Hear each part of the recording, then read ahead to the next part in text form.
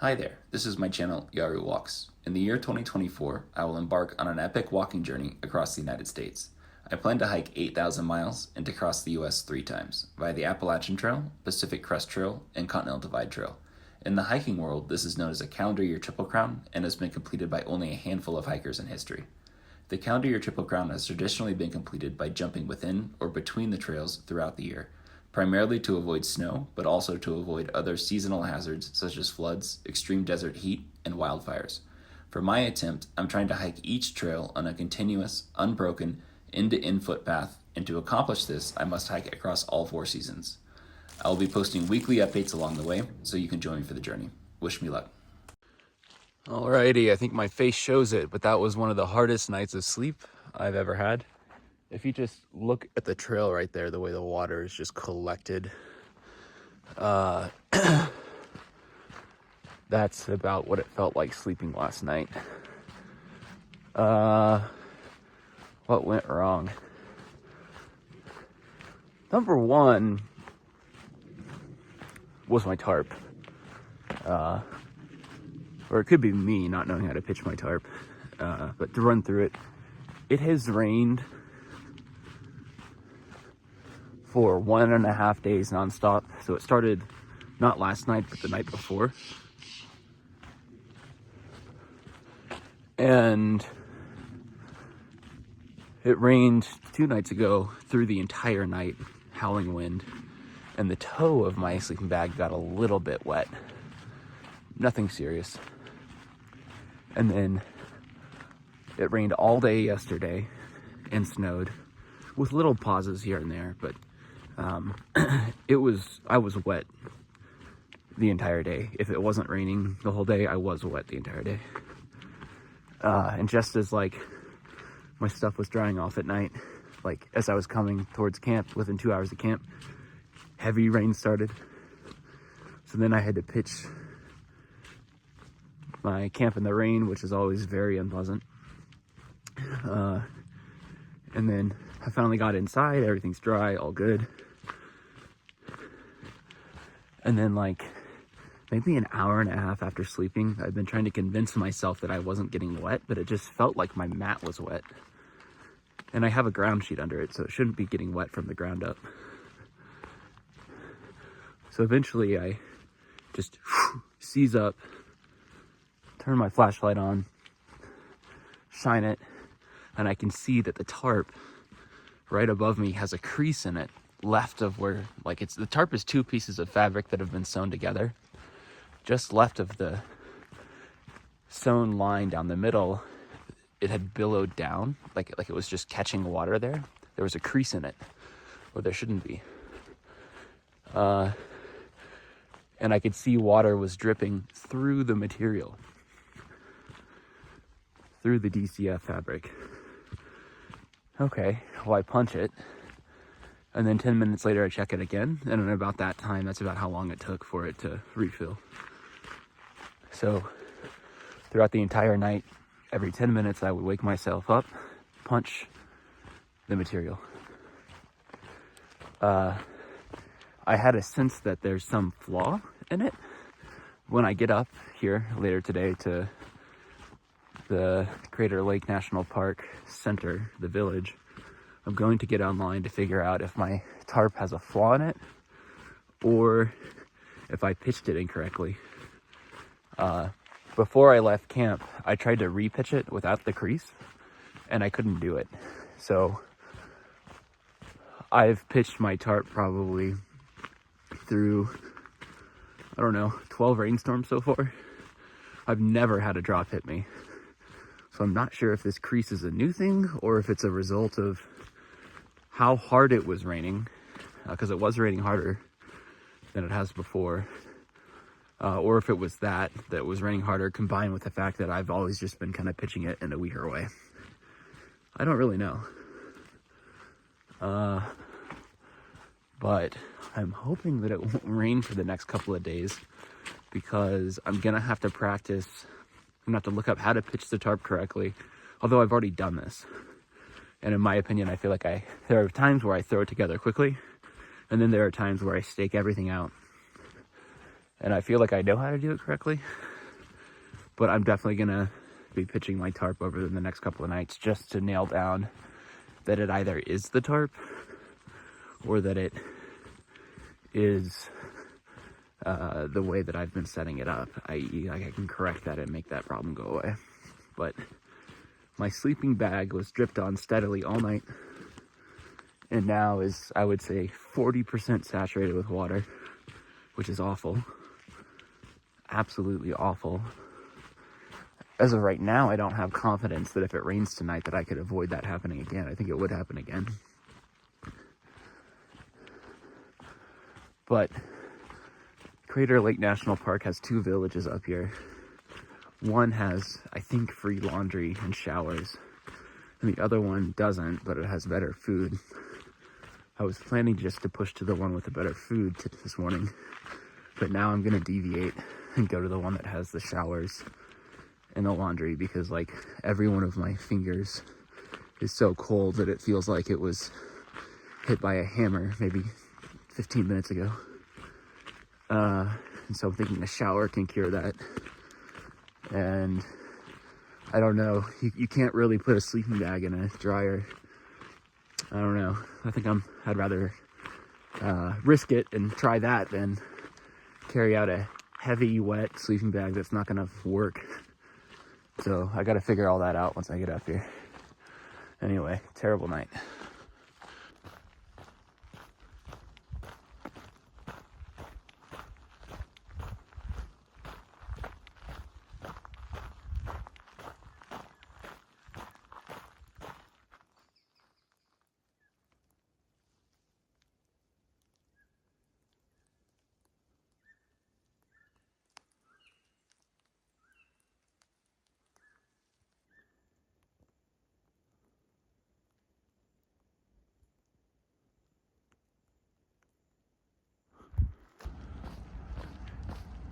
Oh my God. I'm so excited to be inside and for a shower.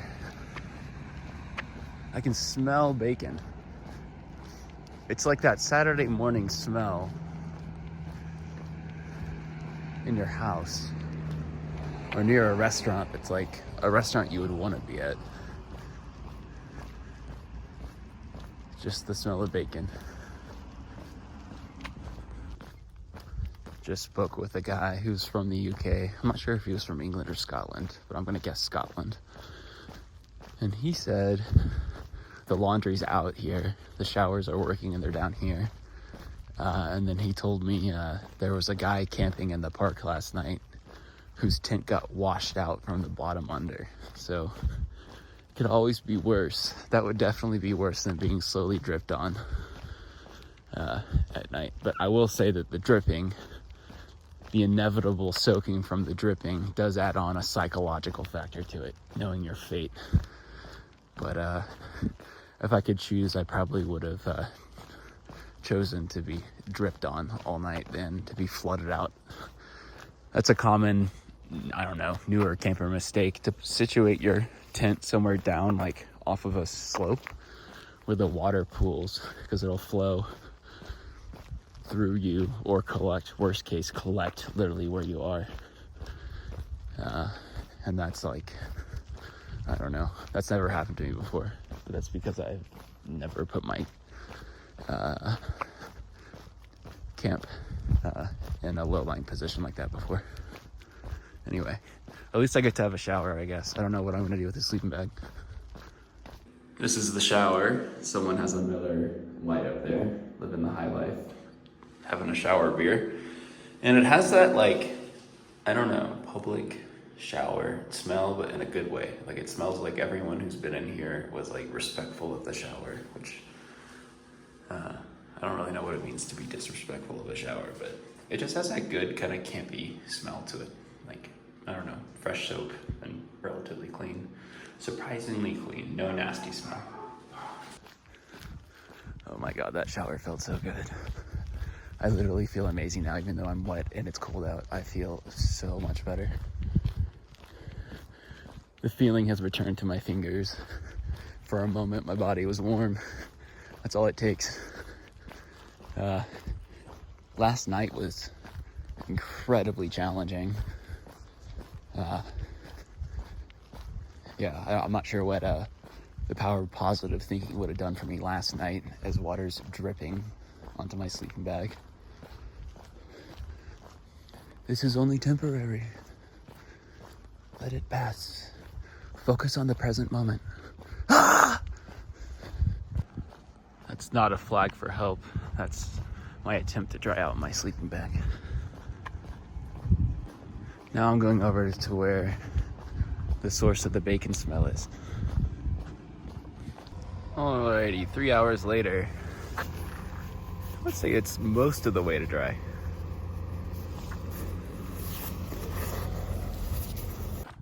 Alrighty, I've left Mazza, my village, and I am back on the PCT, which is proceeding north.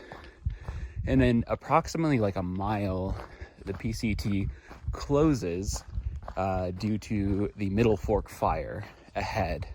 It's hard to imagine anything still burning after last night, but there's been a large fire burning for months, and there are 2 large sections of the PCT closed ahead. Visually, the first closure runs something like, 15 miles, and it parallels Crater Lake. Just maybe 500 feet in elevation up from where I slept last night, there's snow. Just to give you a sense of how cold it was.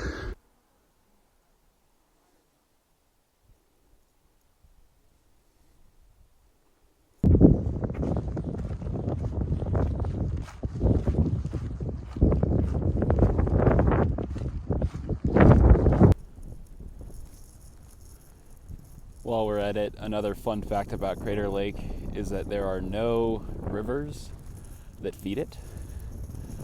All the water that's in there originated from either snow melt on the banks or rain directly into the lake.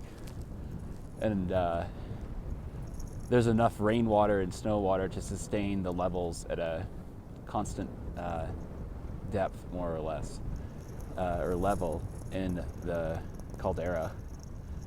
And it takes 150 years, I think if I read correctly, for the water to fully evaporate, but because the recharge rate is roughly equivalent, the water levels stay the same.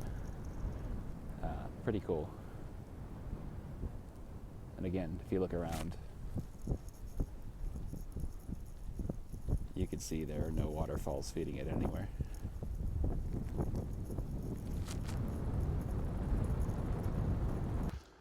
How funny is this?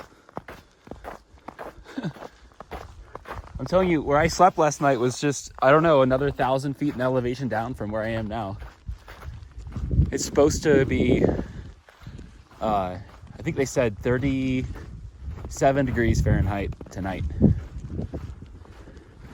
So I think my guess of like 45 Fahrenheit last night was pretty accurate. So the sun's setting back over here, just over the hill. I'm currently walking through a cloud, and through the cloud there's a cliff emerging over there, and now I have the sun setting over Crater Lake. Absolutely stunning. Something I want to emphasize too, if I haven't already, is the PCT is several miles over there, and the fire is several miles behind the PCT. But if I were on the PCT, I would have no view of this.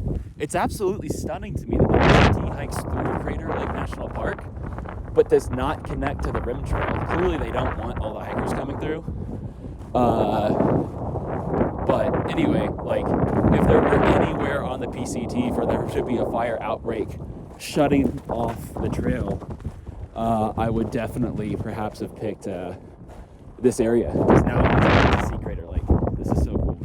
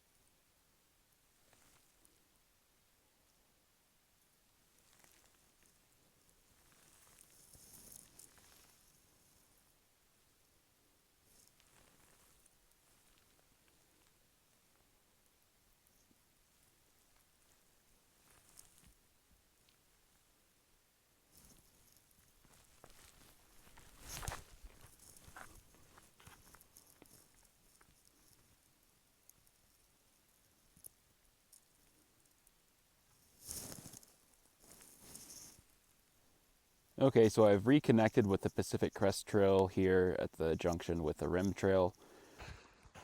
All right, it got pretty cold last night. Not as cold as the night before, but definitely down below freezing. The dew that's on the ground is frozen.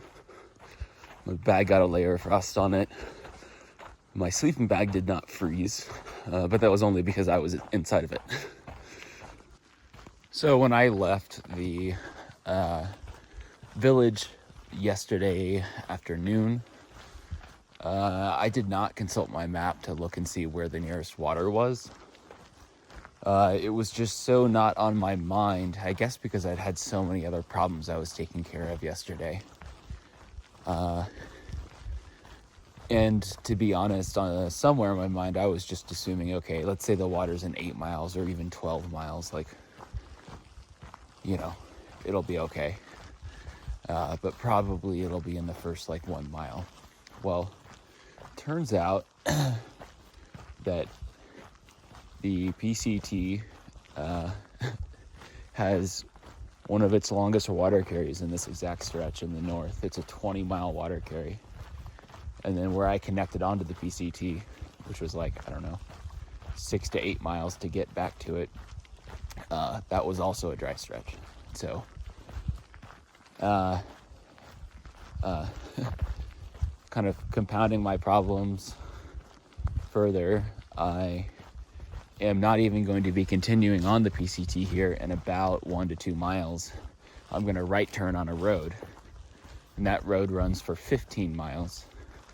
I have no intel on water availability, but I do have data points in 3 different directions that there's no water for the last 12 miles, which would indicate that there probably won't be any water along this road walk. So I'm looking at something like a 22-mile water carry. And I realized this last night when I was maybe 5 miles out of town. And I'm going to show you how much water I had. I don't know if you can see that or not. Can you see? It's the bottom ring of a Gatorade can bottle. I have not had any water since yesterday afternoon. That's the water. I've been holding on to this precious little sip. So I just figured out that there's a motel somewhere off over there. So I'm actually backtracking on this little road. And I'm going to cut over through a series of other roads like this over in the direction of that motel. It's kind of fun navigating these little narrow corridors. I suspect these are a combination of logging roads and just general public use access roads, particularly for hunters. I've still never seen a hunter walking on his own legs. I've only seen them driving 4-wheel vehicles. I always thought hunters walk through the woods, but I guess that makes me ignorant because I've never seen that. But I guess I'm glad that they drive those vehicles around because it means these roads exist.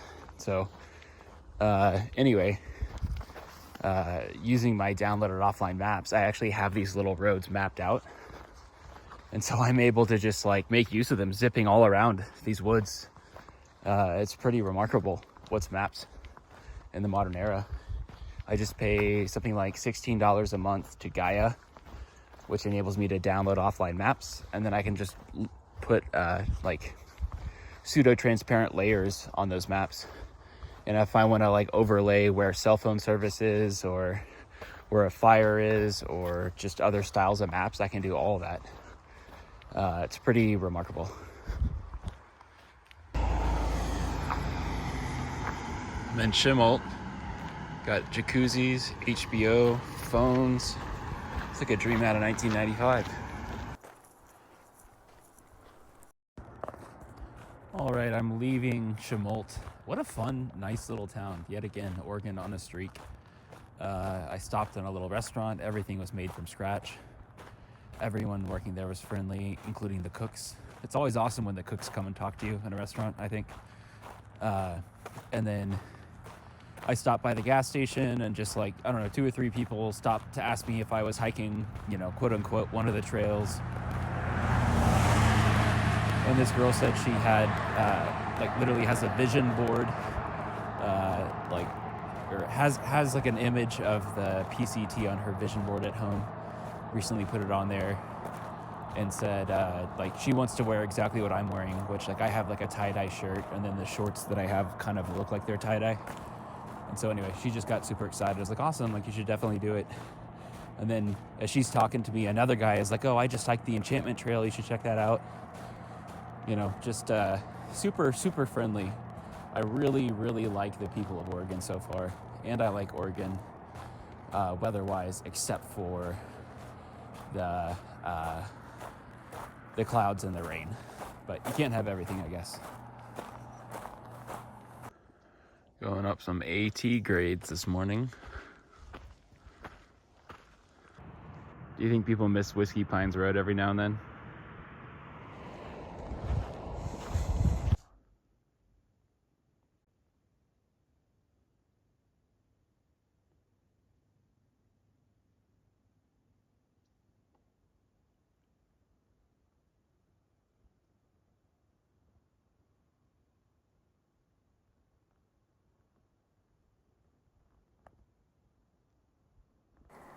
So that SUV pulls up, and the guy asked me, do you need a ride up the road? I said, oh, I'm good. I'm walking up to the Pacific Crest Trail. I really wanted to get in his car because he had like 4 awesome dogs, like all in the back of the SUV, like big dogs and small dogs. There's something funny when someone has big dogs and small dogs and they're all just little homies together. But he gave me a wave and said, oh, yeah, you're the 3rd person I've asked on the road so far. So he unknowingly just kind of gave me the intel. There are 2 hikers behind me somewhere on this road today, which is pretty cool to know that.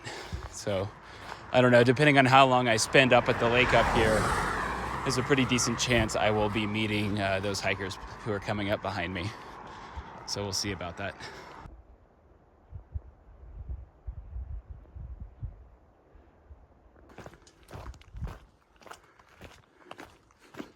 Again, this is one of the clutch aspects of getting to detours. I get to pick my own destination or my own route. I don't know. That matches my spirit much more than following a designated route like, you know, the Pacific Crest Trail. Although the route is amazing. And also, there's no way I could bushwhack it. It's just something nice about being able to be in the driver's seat. Pick which way you want to go. I will say I've been walking along that road for, wow, look at this, berries. Walking along that road for, I don't know, 15 miles today on a 2-lane highway road with half of it being like semi-truck traffic, super loud. And as you walk along those roads, you really do appreciate like the fumes those cars are putting off because you're breathing it in. Lots of plastic water bottles with urine in them on the side of the road. I'm pretty sure that's from truckers who are paid by the mile. So when they need to pee, they just take an old water bottle, pee in it, and then they toss it out the window. I would say about every maybe 200 yards, I would see a water bottle full of urine. And that's been true on every road detour I've done. So anywhere you're driving in America where there are semi-trucks, fun fact is that the road is littered on both sides with urine bottles. Something you'd never know unless you came out and did a road walk. But anyway, that busy road is on the other side of the lake over there, so I don't have to deal with that. It's almost stuck in my brain, that sound of like tires.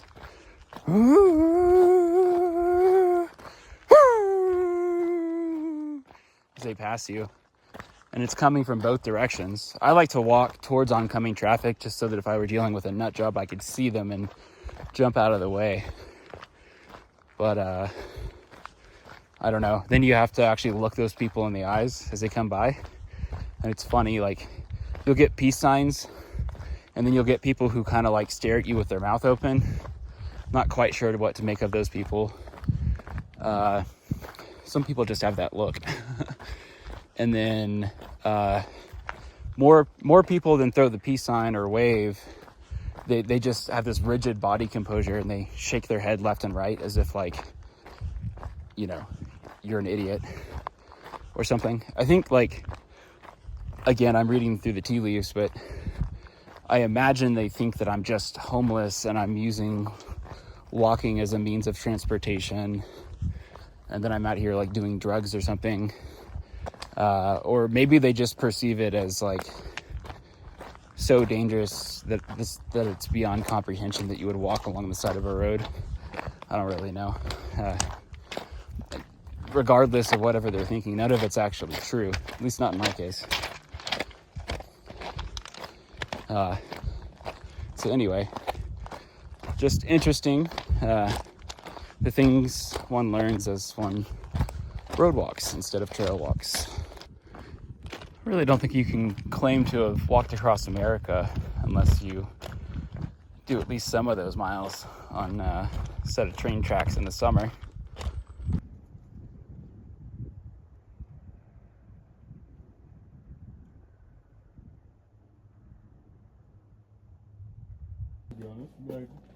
Yeah, but when it's freaking dark. Wait, so you just went walking back there and then she just starts crawling, like sprinting? Crawling, running on. Yeah. No, she's fucking running.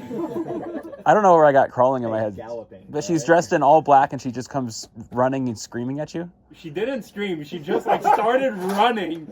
I was just That's like, even there, and I heard, scarier. like, toom, toom. And then you just like see like this figure just like coming at you like that. In the forest. Like, what the fuck?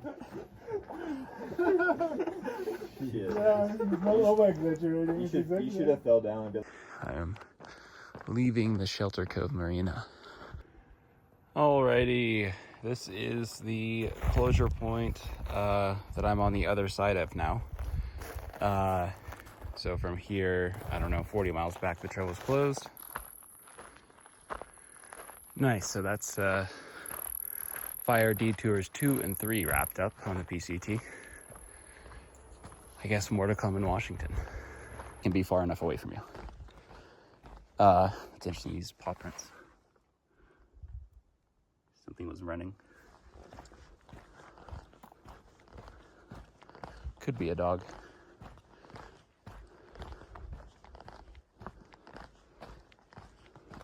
Anyway, it was definitely running. That makes me think that it's not a dog. I guess it could be a dog off leash. Anyway, there are no paw prints coming this way, but that could just mean that the dog ran this way, but it didn't run back. I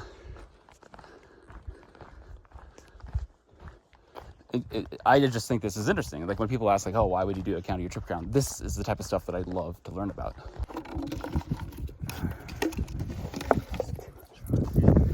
Oh, look at that! It's a doggy.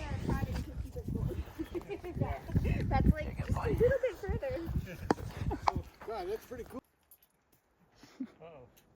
Beacon will take that back. All right. Good luck, guys. Yeah, good Yeah. luck to you. All right. I just took a photo of them. That actually makes perfect sense. They're biking, so they're moving fast. Their dog is off leash, and so it's running to keep up. And that's a strong dog. And that's also why the paw prints were only going one way. When I go back, we'll see paw prints going the other way.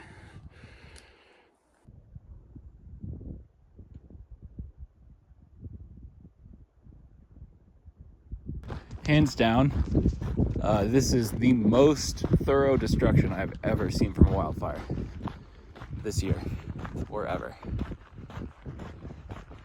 Totally scorched earth.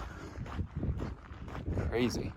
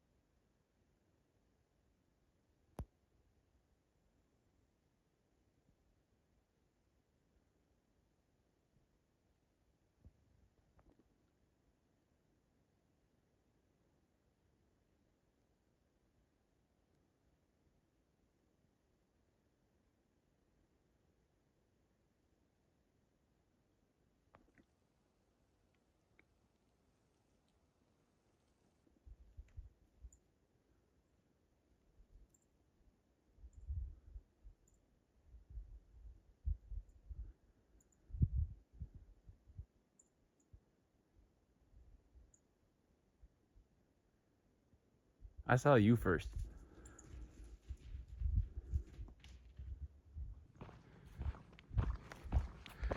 Oregon, the land of the flat, clean trail. It's been an awesome walk this morning going through these woods. Unfortunately, the fire has really devastated a lot of Central Oregon. Look at this bird up here. It's gonna fly off as soon as I start walking.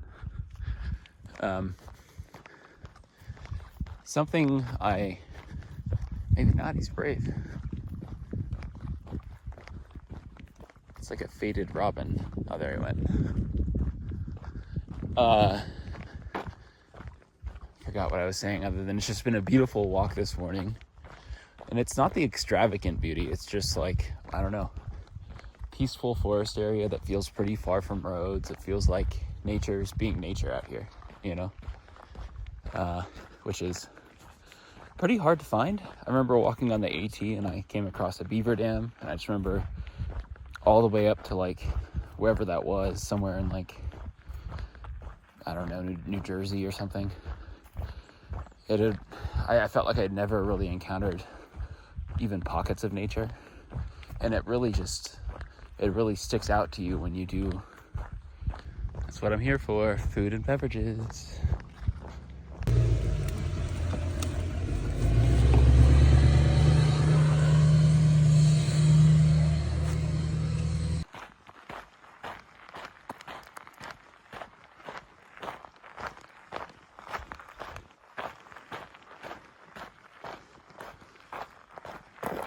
Sometimes people ask me when I explain that I'm doing a county or triple crown, they ask me like, is that even fun?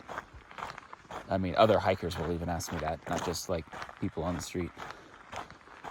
And the answer is, it's really hard, but it's absolutely fun. And like moments like this, for me, are there's so many forms in which the fun takes place. But this is like the raw fun. This is like, you know what I mean? Like, this is hiking. It's good weather, beautiful hour, like beautiful views. And they're not extravagantly beautiful, but there's just something about being in this wide open field. And there's nobody within a mile of me, probably right now, a mile or more. This is kind of what it's all about. It's funny, when I was on the AT, I was so excited to transition to the PCT by the end.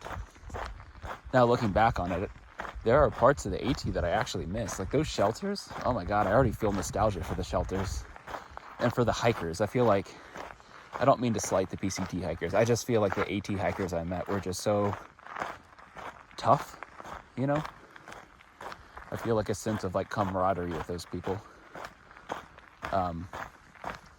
All the way back to the very first people I met on that trail, like Triple One, who's moving way slower than me, but you know, I don't know, there was that day where I hiked through the snow for several days, and then he just camped out for 4 days on end in the snowstorm. It's like, that's a different kind of tough. I don't know. I dwell on those moments because there were not that many people I met on the AT. I might have met like 10 or 15 hikers the whole time. And half those people were in the first 75 miles. So the few people I met on the AT really stick out to me a lot more. I think they, I don't know, almost meant more because there were so few of them. But I think also because we were all stepping out into the winter, you know, starting in January. Pretty crazy. But anyway, towards the end of the AT, it was so hard. I was just looking forward to like just the natural beauty, just being able to be around more people, an easier trail. And now when I walk through this meadow, which is all of that, but the thing that's really special about Oregon is it feels a little more remote, a little more in nature. I've been filming, as of this morning, shots that I think kind of capture that. It wasn't my intention, it was just, that's the reality. All these intimate moments with nature. This morning was just, I don't know, like, the Sierra are so visually stunning, like a supermodel. But like, I almost like Oregon more.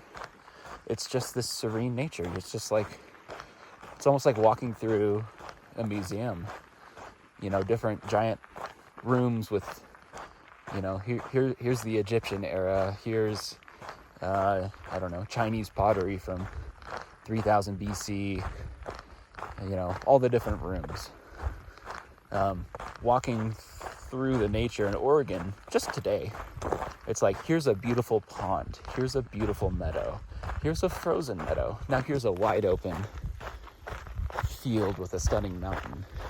It almost feels like walking through a museum with different giant rooms. But then you remind yourself, it's not that. This is all just nature. And it's those moments where, like, I see the beautiful pond surrounded by the burned trees. PCT this way.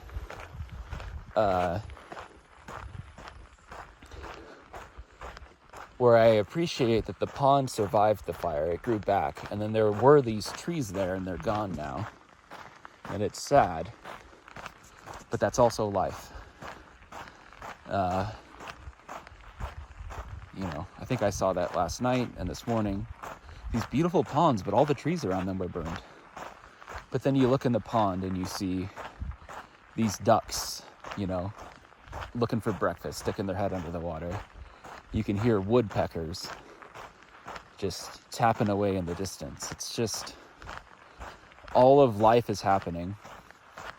You wake up early, slam a coffee down on your way to work, come home from work, have like 3 or 4 hours before you have to go to bed and wake up again for work. All of that, though now almost a year ago, is so fresh on my mind. And then as that's all happening, that whole time, there are those woodpeckers out there pecking away and the ducks hunting. And, you know, and to some extent, they're at work too. I don't know. I don't think they complain about their work. They just, I mean, as soon as the sun lights up, the birds start chirping. I wonder if the birds whirl around in the nest and say, let me give it 2 more hours. Because I definitely do that out here. For some reason, I feel like as soon as the sun's up, the birds are up. They're like, you know, we got short lives, no time to screw around wishing for 15 more minutes of sleep. But anyway, it's just funny because it's not even like this is the most beautiful terrain I've traversed. There's just something special about Southern and Central Oregon. It just feels like nature. And when the sun sets tonight, I'm going to see stunning stars. As I was saying yesterday, the best measure of, like, am I really out in the remote areas? You don't have to show me anything but the night sky at midnight. I mean, unless it's a full moon, which will blot out the sky. But all you have to do is look at the night sky, and if it's a million stars, then you're in nature. It's always been true. And it's funny, you could be in the desert, you think, well, yeah, I mean, I see a million stars at night. But, you know, I'm in the desert, there's no life out here. Not true. There's more life in the desert, an unspoiled, unaltered life in the desert than there is anywhere else in America. Because the desert is such a harsh environment that it's the last place the humans want to live. The people who live out there are the weird people to society. The people who want to get away. So when you walk through the desert, especially like in Arizona, I mean, I really think this is true. When you walk through those hills and you're 30 miles in any direction from the nearest road, you're walking through land that is the way that it was tens of thousands of years ago, and I think even millions of years ago. Or at least the gap between what it was and what it is the smallest in the desert. Of that, I'm certain. And I think the hiking that I like the most is the hiking where that gap is the smallest. Like, I would imagine hiking out in Alaska must be stunning, you know, from an American point of view. I would imagine the gap is the smallest between the way it was and the way it is in Alaska. And so all of that to say, it's funny. I really like the AT. And I remember really looking forward to the PCT, and it has been awesome. I really like the PCT too. But I'm really excited for the CDT now. I've only got, I don't know what I'm at now, 650 miles remaining on the PCT, which sounds like a lot, but to me that's just a flash. And I think the CDT is going to be an extended Arizona trail. I think I'm going to have beautiful night skies almost every night the whole way through, from start to finish. Imagine Montana, Idaho, Wyoming, Colorado, New Mexico. Those are some of the least populated states in the US, especially Montana, Idaho, and Wyoming. And all along the Continental Divide the whole way. I think it's going to be remote. I don't know. Who knows? It's like picking a favorite trail, I think, is like picking between, you know, who's your favorite child or something. It's like not really the right question. It's like, I think they're going to be good in different ways. But I don't know. My anticipation on the CDT is specifically surrounding the remoteness. I'm so excited for that. And walking out here tonight, like, evokes that feeling of remoteness, which was so, I mean, just to be honest, fairly lacking on the AT, though there were sections in the far north that were just unbelievably amazing. New Hampshire and Maine. And I've had a taste of it in Arizona, and now a little taste of it, small, short taste of it out here in Oregon, which I had no idea about. But I think the CDT, I mean, that's going to be the make it or break it. And it's going to be hard. My weather window's not looking good. But it's going to be amazing. It's going to be amazing to be the last hiker to start the CDT, southbound or northbound this year. I mean, I really think I will be the last hiker to start it. And to be alone walking through the most remote places on any of the three long trails, AT, PCT, CDT.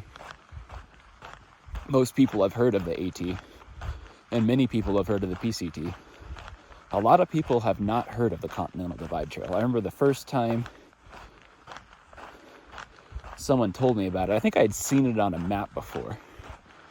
And it's like, okay, you got the AT, that's famous. The PCT is pretty famous. So when you say it, people have heard of it. And it's like, oh, wow. But then there's this other trail. It's even longer than the other two. And it's weird because no one's even really heard of it. So when you do it, it's not even like, oh, yeah, that's that thing. That's that trail everyone's heard of. PCT, AT. It's like this long trail. And it's not even that, heavily traveled, relatively.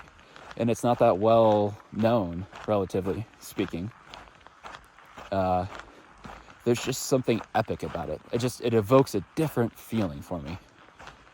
I have a more informed perspective on it now than I did, but I just remember thinking before, like, oh God, talking to this guy a year ago, who I picked up hitchhiking, he was explaining to me the Continental Divide Trail. And I remember as he said the names of these different trails, the Appalachian Trail, the Pacific Crest Trail, the Continental Divide Trail, the Arizona Trail, these were all just like words. But then, based off the names, they evoke kind of an emotion and an image within me. And I remember just like something about the Continental Divide Trail. I don't know what it was. It just, to me, the Continental Divide Trail and the Arizona Trail had this mystique to them. There's just something romantic and beautiful about the idea of, just think about it, whatever the image is in your head. The Arizona Trail.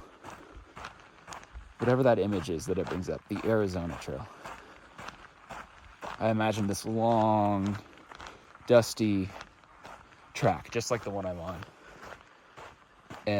that goes off in the desert, and it's like, maybe like rolling hills, but mostly flat, and those giant cartoon cactuses, and maybe a splendid sunset.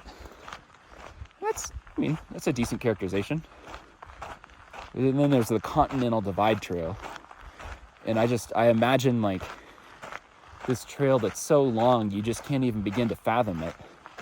And then no one's even really heard of it. You know what I mean? Like to hike the AT and then people are like, oh yeah, like there's a place in my brain for that. Like I have a point of reference.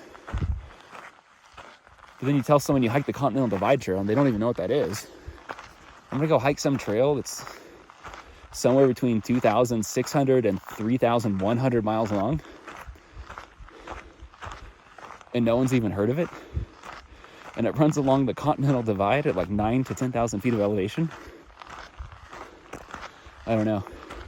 It sounds long and lonely, but that doesn't sound bad to me. It doesn't actually sound lonely. But the image, if I were to describe it somehow, would be long and lonely. But there's something beautiful about that. A long and lonely hike.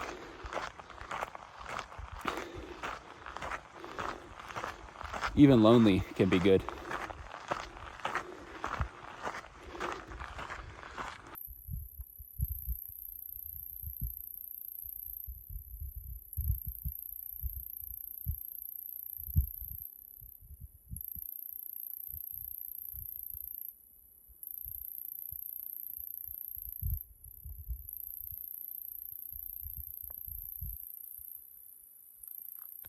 I've entered the Obsidian Wilderness area.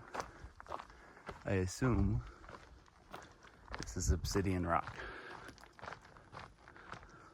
Actually, I think that's the obsidian.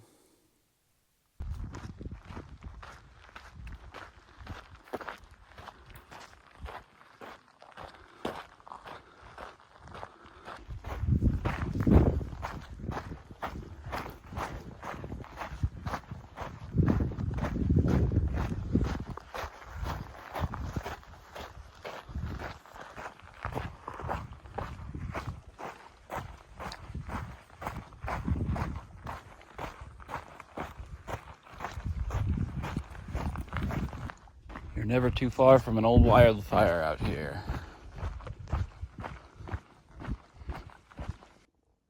Look at this tree. The actual tree part in the middle is gone. All that's remaining is the bark. What is your dog's name? Nima, that's right. Nima. She's deaf. She's hard of hearing, but she's the nicest dog in the world. And then I'm here with Beth and Tom. And so I was coming down the trail because I'm about to start like a 13-mile dry stretch, and there's this lake here. And so I met Tom and another lady, and then Tom, I guess, ended up offering me a beer. And then we just sat down and had dinner. So I feel like to me, this is like an authentic PCT experience that I don't get to normally have because I'm going so fast. So it's just awesome to meet you guys. So I just wanted to say thank you. Well, good luck and Yeah. have a great trip. I appreciate it. Yeah. Well, that was awesome. I had a beer and dinner with Tom and Beth and their dog Nima.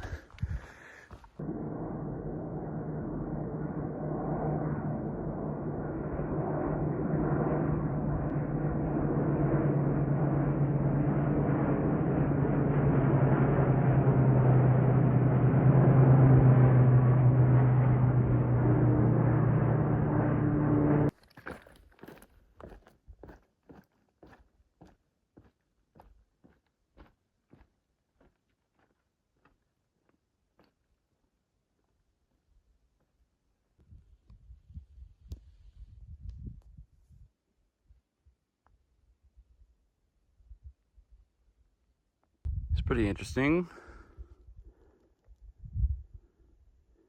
That's a wildfire.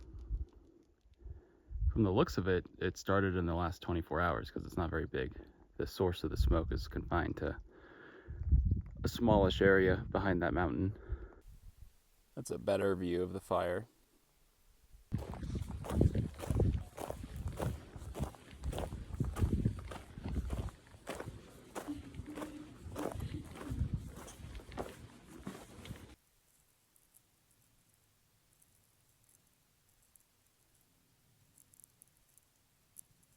So fun fact, last night I slept on the top of that, what I think is a volcano, literally at the summit. And so this morning when I woke up and I filmed kind of pan showing the sunrise, that was over there. And then the hiking route today was from there to the youth camp somewhere here, and then up the mountain this way. This is interesting. I can smell pretty thick smoke. I'm pretty sure the smoke that I'm smelling is from that fire that I was seeing earlier today, because it was drifting along this way. And now that smoke is what's causing such a stunning sunset. All the sunlight is trying to come through the smoke. And you can actually see the smoke lit up here. So, I don't know. I guess I'll keep an eye on that fire to see if it keeps growing. I don't think it's a concern for me because I'm moving too fast for it to catch me. But I wonder if that fire is going to grow or not. Definitely, though, a thick smell of smoke right now.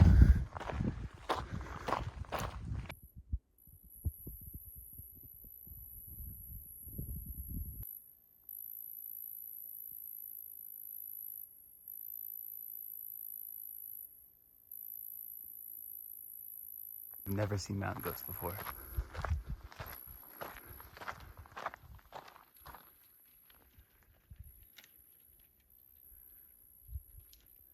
And the dust you see in the air floating by is smoke from the fire.